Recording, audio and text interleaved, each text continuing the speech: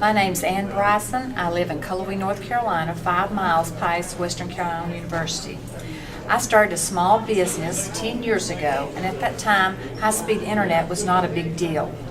But it is a rental property. But in the meantime, high-speed internet has become a loss of income for me because it is not available in my area. Everything comes to where the university is, and then most of the services stop because we live out in a rural community. But there are a number of families that live in my little community. The reason for it, Bryson is telling me that I cannot get high-speed internet is because my phone line will not support high speed. There has to be a certain wiring. And I have checked with them a number of times, and I do it on a quarterly basis. And then new people that are moving into the area, building new homes, my neighbors, some of my neighbors, they have got the high-speed internet, but I've lived there all my life. I'm 61 years old, always paid taxes, and I can't get cell phone service at my home. I can't get high-speed internet, and I have to rely on satellite for my TV. Never had cable. Nothing comes past Western. And I'm really concerned about this because I have had to turn away really good potential renters because cell phone service and high-speed internet is a must for the Western students. So I'm really concerned about this because I've lost income over the years, but in the last 2 or 3 years I've really lost a lot of income. I've had rental units just sitting there not being rented because of that reason. It's very frustrating because I have talked to a lot of them.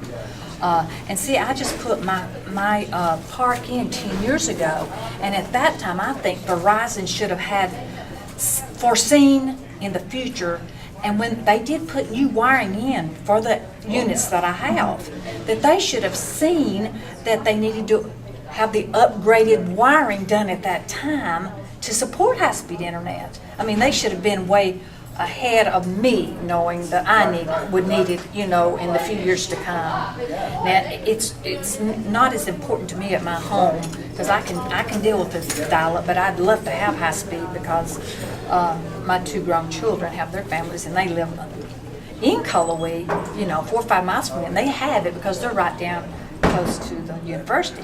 But I desperately need it for my park. It's a real nice quiet park away from the main drag, and that's what I'm trying to, have my park to where it attracts people that I really want to rent to. And there are a lot of college kids. I've turned away graduate students that really need the high-speed internet, which would make them very good renters.